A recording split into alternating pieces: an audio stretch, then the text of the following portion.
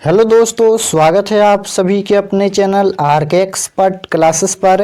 तो कैसे हैं आप लोग। उम्मीद करता हूं कि आप लोग अच्छे होंगे और अपने अपने फाइनल बोर्ड परीक्षा की तैयारी में ज़बरदस्त तरीके से लगे होंगे। तो यदि आप भी मैट्रिक फाइनल बोर्ड परीक्षा 2024 में 20 फरवरी को विज्ञान का फाइनल परीक्षा देने जा रहे हैं तो आपके लिए क्लास काफ़ी महत्वपूर्ण है, क्योंकि अभी के इस क्लास में हम लोग फिर से विज्ञान के 80 ऑब्जेक्टिव क्वेश्चन को देखने वाले हैं, जो आप लोग के लिए फाइनल बोर्ड परीक्षा के लिए काफ़ी ज़्यादा महत्वपूर्ण है। आप लोग से रिक्वेस्ट है, आप लोग क्लास में अंत तक बने रहिएगा। और आज के क्लास में हम लोग सेट कोड बी से देखने वाले हैं। देख सकते हो यहाँ पर सेट कोड बी है। तो आप लोग को देखिए 10 सेट में होता है, 10 सेट में कोई भी सेट मिल सकता है, लेकिन क्वेश्चन चेंज नहीं होता है, क्वेश्चन सेम टू सेम रहता है, बस क्वेश्चन नंबर चेंज रहता है। जैसे कोई क्वेश्चन जो है वह सेट कोड ए में 1 नंबर पर है तो वह हो सकता है कि दूसरा सेट में वह 10 नंबर या 20 नंबर पर हो। तो इस तरह से केवल क्वेश्चन नंबर चेंज होता है, बाकी सब क्वेश्चन सेम होता है। तो चलिए हम बिना देर के क्लास को स्टार्ट करते हैं। यह क्लास प्रथम पाली द्वितीय पाली दोनों के लिए है। आप लोग क्लास में अंत तक बने रहिएगा और प्रत्येक प्रश्न का जवाब भी देते चलिएगा। समय आप लोग का 2 घंटा 45 मिनट मिलेगा एग्जाम में, और 80 ऑब्जेक्टिव क्वेश्चन पूछा जाएगा एग्जाम में, जिनमें से मात्र आप लोगों को जवाब कितना देना है, तो 40 प्रश्नों का ही एग्जाम में जवाब देना। 20 नंबर का इसमें प्रैक्टिकल होता है। तो फर्स्ट क्वेश्चन आपके स्क्रीन पर है। बायोलॉजी का फर्स्ट क्वेश्चन पूछा गया है, अमीबा में श्वसन की क्रिया होती है। बताना है कि अमीबा में श्वसन की क्रिया होती है श्वसन अंगों द्वारा या शारीरिक सतह के द्वारा या त्वचा एंड गिल के द्वारा या गिल के द्वारा। तो क्या हो जाएगा इसका करेक्ट आंसर। अमीबा में श्वसन की क्रिया होती है तो याद रखिएगा शारीरिक सतह के द्वारा। Option number B correct answer होगा, शारीरिक सतह के द्वारा। नेक्स्ट क्वेश्चन है कि पौधों की पत्तियों में पाए जाने वाले सूक्ष्म छिद्रों को कहते हैं। बताना है कि पौधों की पत्तियों में पाए जाने वाले सूक्ष्म छिद्रों को क्या कहते हैं, तो याद रखिएगा स्टोमाटा कहते हैं। Option number B correct answer होगा, 2 का बी हो जाएगा। नेक्स्ट क्वेश्चन है, लाल रुधिर कणिकाओं का जीवन काल होता है। बताना है कि लाल रुधिर कणिकाओं का जीवन काल कितना दिन का होता है, तो याद रखिएगा 120 दिन का होता है, यानी ऑप्शन नंबर यहाँ पर डी करेक्ट आंसर होगा। नेक्स्ट क्वेश्चन है 4 नंबर की मस्तिष्क में सोचने का केंद्र स्थित होता है। मस्तिष्क में सोचने का केंद्र स्थित होता है किस मस्तिष्क में, तो याद रखिएगा अग्र मस्तिष्क में। ऑप्शन नंबर यहाँ पर डी करेक्ट आंसर होगा। नेक्स्ट क्वेश्चन है कि मानव शरीर का समान रक्तचाप होता है। बताना है यहाँ पर कि मानव शरीर का समान रक्तचाप कितना होता है, तो मानव शरीर का समान रक्तचाप जो होता है 120/80 होता है। ऑप्शन नंबर 1 करेक्ट आंसर होगा। नेक्स्ट क्वेश्चन देखिए 6 नंबर पूछा गया है कि रक्त में आयरन की कमी से होने वाला कौन सा रोग है। बताना है कि रक्त में आयरन की कमी से कौन सा रोग होने वाला है, टीबी या मधुमेह या एनीमिया या उच्च रक्तचाप। तो क्या हो जाएगा इसका करेक्ट आंसर। क्वेश्चन पूछा गया है कि रक्त में आयरन की कमी से होने वाला रोग कौन सा है, तो याद रखिएगा एनीमिया रोग होता है। ऑप्शन नंबर यहाँ पर क्या हो जाएगा, C correct answer. Next question है, मास्टर ग्रंथि कौन कहलाता है। मास्टर ग्रंथि कौन कहलाता है, तो मास्टर ग्रंथि यहाँ पर कौन कहलाता है, तो पिट्यूटरी ग्रंथि कहलाता है। ऑप्शन नंबर यहाँ पर 1 करेक्ट आंसर हो जाएगा। मास्टर ग्रंथि कौन कहलाता है, तो पिट्यूटरी ग्रंथि। नेक्स्ट क्वेश्चन है, निम्नलिखित में कौन भूमिगत जल का उदाहरण है। निम्नलिखित में कौन भूमिगत जल का उदाहरण है, तो क्या हो जाएगा यहाँ पर, तो इसका करेक्ट आंसर क्या हो जाएगा। निम्नलिखित में भूमिगत जल का उदाहरण है तो कुआं हो जाएगा। ऑप्शन नंबर यहाँ पर सी करेक्ट आंसर होगा। यहाँ पर पहले बी होना चाहिए, सी लिखा गया है। नेक्स्ट क्वेश्चन है, अक्रिय तत्व कौन है। क्वेश्चन नंबर 9 पूछा गया है कि इनमें से कौन सा तत्व अक्रिय है, कार्बन या सोना या हीलियम या हाइड्रोजन। तो देखिए अक्रिय तत्व पूछा गया है तो हीलियम अक्रिय तत्व होता है। ऑप्शन नंबर यहाँ पर सी करेक्ट आंसर होगा। अक्रिय तत्व कौन है, तो हीलियम अक्रिय तत्व होता है। नेक्स्ट क्वेश्चन पूछा गया है 10 नंबर यहाँ पर कि 1 pm पिकोमीटर बराबर होता है। 1 पिकोमीटर बराबर कितना होता है, तो याद रखिएगा 10 के पावर -12 मीटर होता है। 10 के पावर यहाँ पर -12 मीटर होता है। यहाँ पर आप लोग याद रखिएगा। ऑप्शन नंबर यहाँ पर डी करेक्ट आंसर होगा। नेक्स्ट क्वेश्चन है, 11 नंबर क्वेश्चन है कि किण्वन की प्रक्रिया है। बताना है कि किण्वन की प्रक्रिया क्या है। ए ऑप्शन है अवायवीय, बी ऑप्शन है वायवीय और सी ऑप्शन है दोनों और डी ऑप्शन है कोई नहीं। तो इसका करेक्ट आंसर ऑप्शन नंबर ए हो जाएगा। किण्वन की प्रक्रिया अवायवीय होता है, option number A correct answer होगा। नेक्स्ट क्वेश्चन है यहाँ पर 12 नंबर की रक्तचाप मापने वाले यंत्र को कहते हैं। बताना है यहाँ पर कि रक्तचाप मापने वाले यंत्र को क्या कहते हैं। तो याद रखिएगा रक्तचाप मापने वाले यंत्र को यहाँ पर स्फाइग्मोमैनोमीटर कहते हैं। ऑप्शन नंबर यहाँ पर बी करेक्ट आंसर होगा। Option number B correct answer होगा। नेक्स्ट क्वेश्चन है कि ऑक्सीजन का वाहक कौन है। ऑक्सीजन का वाहक कौन होता है, लसिका या प्लाज्मा या आरबीसी या डब्ल्यूसी। तो ऑक्सीजन का वाहक कौन होता है, तो यहाँ पर आरबीसी होता है, याद रखिएगा option number C correct answer होगा। नेक्स्ट क्वेश्चन है 14 नंबर की मानव में डायलिसिस थैली है। मानव में डायलिसिस थैली है तो नेफ्रॉन हो जाएगा, ऑप्शन नंबर यहाँ पर एक करेक्ट आंसर होगा। नेक्स्ट क्वेश्चन देखिए 15 नंबर क्वेश्चन है निम्नलिखित में कौन एक उभयलिंग जंतु है। निम्नलिखित में कौन एक उभयलिंग जंतु है, मछली, शेर, बकरी या केंचुआ। तो पूछा गया है कि कौन उभयलिंग जंतु है, तो याद रखिएगा जो केंचुआ होता है वह उभयलिंग जंतु होता है, option number D correct answer हो जाएगा केंचुआ। नेक्स्ट क्वेश्चन है कि मानव हृदय का औसत परकुंचन दाब क्या है। यहाँ पर दाब लिखा गया, दाब होना चाहिए कि मानव हृदय का औसत परकुंचन दाब लगभग होता है, तो याद रखिएगा यहाँ पर 90 mmHg, option number C correct answer होगा। नेक्स्ट क्वेश्चन है यहाँ पर कि थायराइड ग्रंथि बढ़ जाने से क्या होता है। बताना है कि थायराइड ग्रंथि बढ़ जाने से क्या होता है, तो घेंघा रोग होता है, ऑप्शन नंबर यहाँ पर डी करेक्ट आंसर होगा। नेक्स्ट क्वेश्चन है एंड्रोजन है। एंड्रोजन क्या है, तो एंड्रोजन याद रखिएगा नर्लिंग हार्मोन होता है, ऑप्शन नंबर एक करेक्ट आंसर हो जाएगा। एंड्रोजन क्या है, तो नर्लिंग हार्मोन है। नेक्स्ट क्वेश्चन है मानव शरीर में सबसे लंबी कोशिका कौन है। मानव शरीर में सबसे लंबी कोशिका कौन है, तो मानव शरीर में सबसे लंबी कोशिका तंत्रिका कोशिका होता है, ऑप्शन नंबर यहाँ पर बी करेक्ट आंसर हो जाएगा। मानव शरीर में सबसे लंबी कोशिका तंत्रिका कोशिका। नेक्स्ट क्वेश्चन है कि डीएनए कहाँ उपस्थित होता है। डीएनए कहाँ उपस्थित होता है, तो याद रखिएगा डीएनए यहाँ पर केंद्रक में उपस्थित होता है, option number C correct answer हो जाएगा। डीएनए कहाँ उपस्थित होता है, केंद्रक में। नेक्स्ट 21 नंबर क्वेश्चन है कि प्रायकोश में होते हैं। बताना है कि प्रायकोश में क्या होते हैं, तो याद रखिएगा प्रायकोश में प्रायकण होते हैं, ऑप्शन नंबर यहाँ पर सी करेक्ट आंसर हो जाएगा। प्रायकोश में होते हैं, प्रायकण होते हैं। नेक्स्ट क्वेश्चन है कि किस जीव की जीनी संरचना कहलाती हैं। किस जीव की जीनी संरचना कहलाती हैं, तो इसका करेक्ट आंसर डी हो जाएगा यहाँ पर genotype, option number D correct answer होगा। नेक्स्ट क्वेश्चन है 23 नंबर की निम्न में कौन अकार्बनिक अम्ल है। बताना है कि निम्नलिखित में कौन अकार्बनिक अम्ल है, तो इसका करेक्ट आंसर क्या हो जाएगा यहाँ पर H2SO4 भी है और HNO3 भी है और HCl भी है, यानी इसका करेक्ट आंसर ऑप्शन नंबर यहाँ पर डी हो जाएगा, इनमें से सभी। नेक्स्ट क्वेश्चन है इनमें कौन प्रबल क्षार है। बताना है कि इनमें कौन प्रबल क्षार है, तो प्रबल क्षार यहाँ पर MgOH2 हो जाएगा, ऑप्शन नंबर ए में दिया गया है, ऑप्शन नंबर एक करेक्ट आंसर होगा। नेक्स्ट क्वेश्चन है निम्न में कौन भस्म नहीं है। अब यहाँ पर पूछा गया है कि इनमें कौन भस्म नहीं है, यानी कौन क्षार नहीं है। तो देखिए यहाँ पर ये भी क्षार होता है, ये भी क्षार होता है, ये भी क्षार होता है, यानी ये तीनों भस्म है। लेकिन यहाँ पर देखिए NaCl जो होता है वह भस्म नहीं होता है, यानी option number B correct answer होगा। नेक्स्ट क्वेश्चन है कि बेकिंग सोडा का रासायनिक सूत्र क्या है। बेकिंग सोडा का रासायनिक सूत्र पूछा गया है, तो देखिए बेकिंग सोडा का रासायनिक सूत्र इनमें से कौन है, तो बेकिंग सोडा का रासायनिक सूत्र ऑप्शन नंबर बी में दिया गया है। बेकिंग सोडा का रासायनिक सूत्र NaHCO3 होता है, option number B correct answer होगा। नेक्स्ट क्वेश्चन देखिए पूछा गया है कि बक्साइट निम्नलिखित में किस धातु का अयस्क है। बक्साइट निम्नलिखित में किस धातु का अयस्क है, तो बक्साइट यहाँ पर किस धातु का अयस्क है, तो बक्साइट एल्युमिनियम का है, ऑप्शन नंबर यहाँ पर एक करेक्ट आंसर हो जाएगा। नेक्स्ट क्वेश्चन है 28 नंबर की सोने का धात्विक चमक कैसा होता है। सोने का धात्विक चमक कैसा होता है, तो सोने का धात्विक चमक यहाँ पर लाल भूरा वर्ण होता है, option number C correct answer होगा। नेक्स्ट क्वेश्चन देखिए 29 नंबर है कौन सा धातु जल में डालने पर तैरने लगता है। बताना है कि कौन सा धातु जल में जल में डालने से तैरने लगता है? पोटेशियम, निकेल या कैल्शियम या मैग्नीशियम? तो कौन सा धातु है जो जल में डालने पर तैरने लगता है? तो याद रखिएगा वह कैल्शियम होता है। Option number C correct answer हो जाएगा कैल्शियम। चलिए नेक्स्ट क्वेश्चन देखते हैं।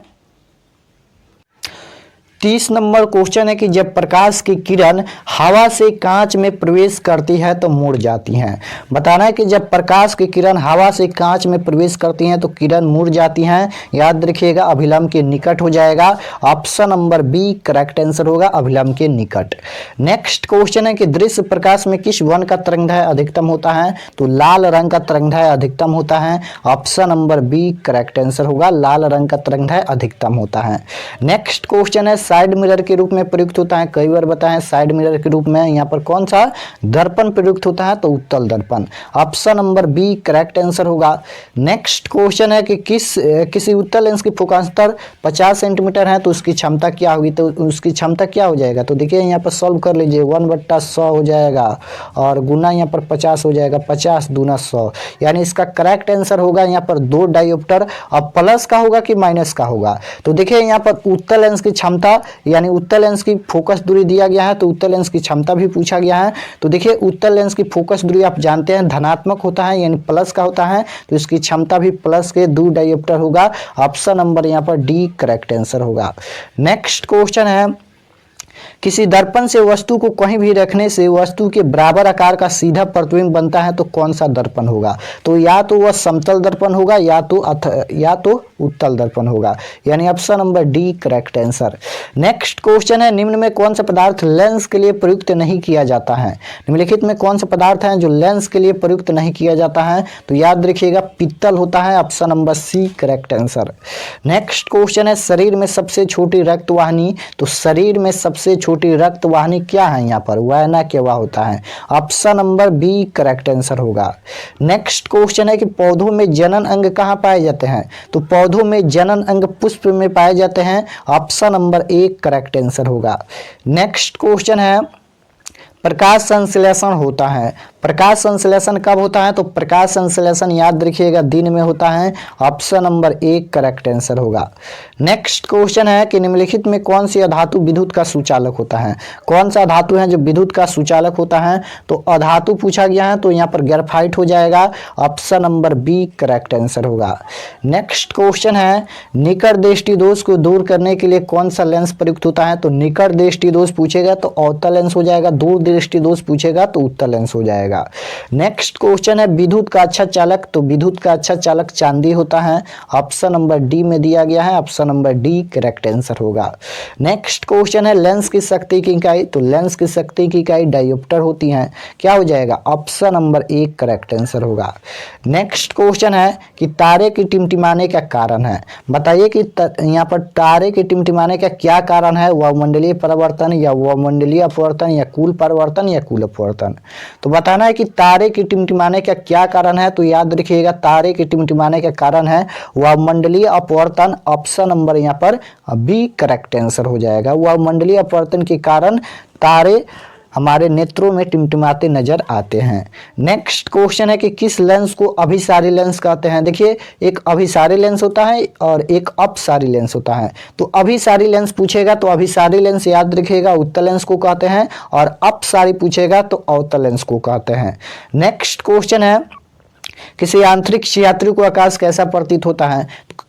तो किसी आंतरिक यात्री को आकाश जो होता है वह काला प्रतीत होता है, क्योंकि वहाँ पर कोई वायुमंडल नहीं हो पाता है, न ही वहाँ पर कोई प्रकीर्णन हो पाता है। इसलिए किसी आंतरिक यात्री को आकाश नीला की अपेक्षा काला प्रतीत होता है, यानी ऑप्शन नंबर यहाँ पर C correct answer. Next question है कि किस दर्पण से हमेशा वस्तु से छोटा प्रतिबिंब प्राप्त होता है? तो यहाँ पर उत्तल होगा। उत्तल में यहाँ पर क्या होता है? छोटा प्रतिबिंब प्राप्त होता है। Option number A correct answer होगा। नेक्स्ट क्वेश्चन है कौन सी बीमारी श्वसन तंत्र से संबंधित है? निमोनिया बीमारी होता है श्वसन तंत्र से संबंधित। ऑप्शन नंबर यहाँ पर ए करेक्ट आंसर होगा। नेक्स्ट क्वेश्चन है एक घोल नीले लिटमस पत्र को लाल कर देता है तो घोल का पीएच मान क्या होगा। तो देखिए यहाँ पर नीले लिटमस पत्र को लाल कौन करता है, अम्ल करता है, और अम्ल का पीएच मान 7 से कम होता है, तो 7 से कम 2 है, यानी इसका correct answer option number A होगा। नेक्स्ट क्वेश्चन है कि सरल सूक्ष्मदर्शी में किस प्रकार का लेंस कार्य करता है। तो सरल सूक्ष्मदर्शी में उत्तल लेंस कार्य करता है, option number A correct answer होगा।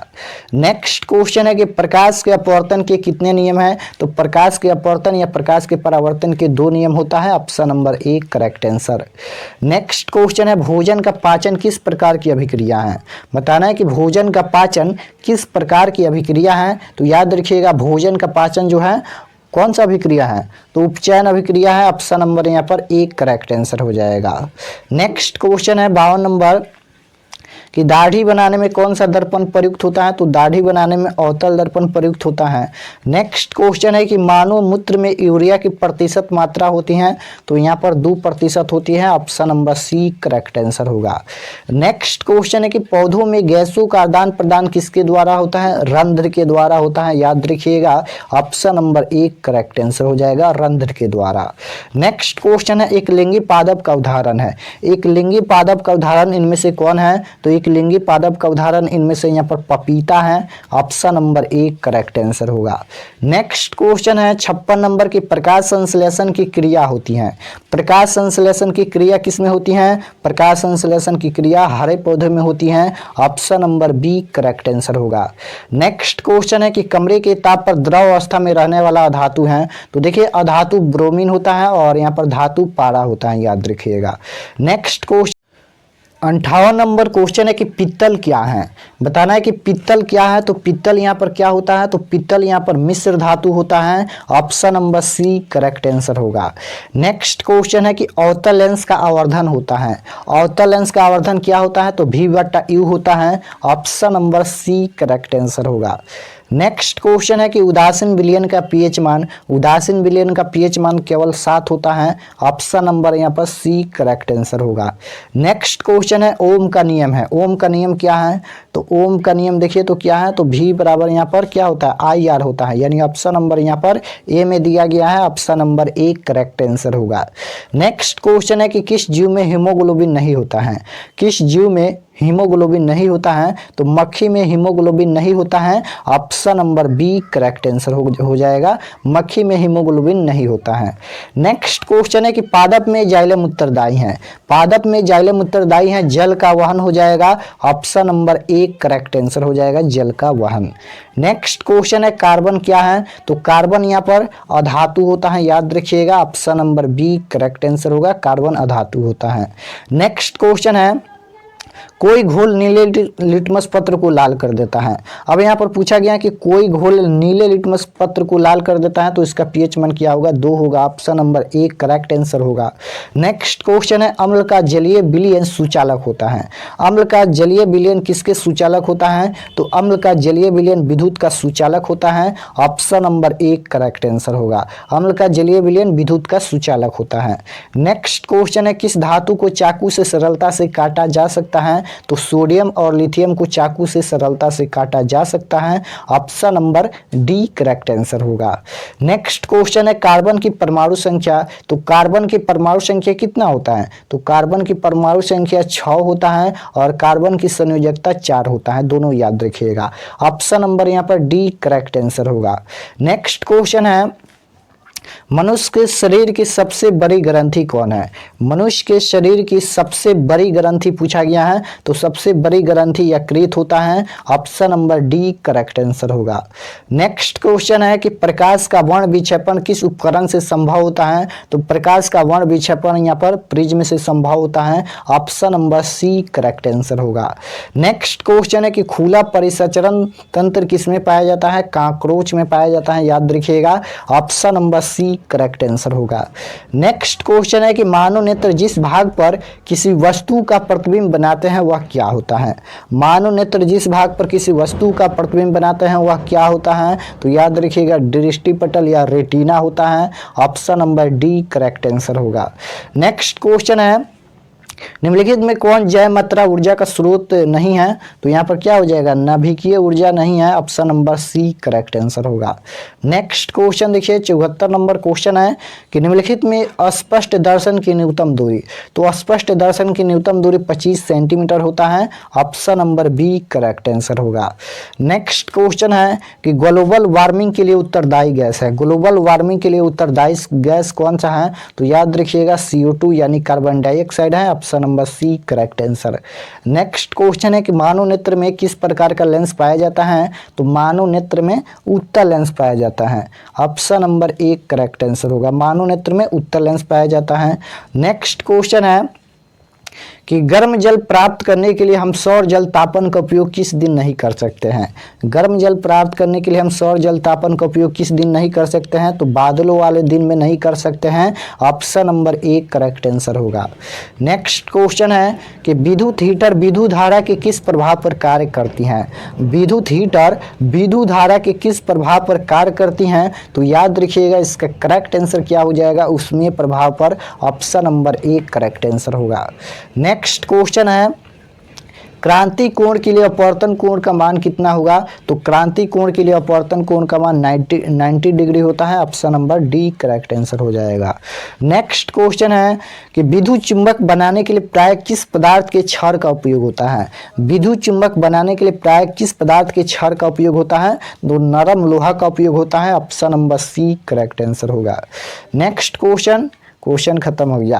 80 क्वेश्चन हम बता दिए हैं, आप लोग कमेंट में जरूर बताना कि आप लोग का 80 प्रश्न में से कितना प्रश्न सही हुआ, कमेंट में जरूर बताना। और अगर आप लोग चैनल पर नए होंगे तो चैनल को सब्सक्राइब कर लीजिएगा ताकि आने वाले नेक्स्ट क्लास आपके पास जरूर पहुँचे।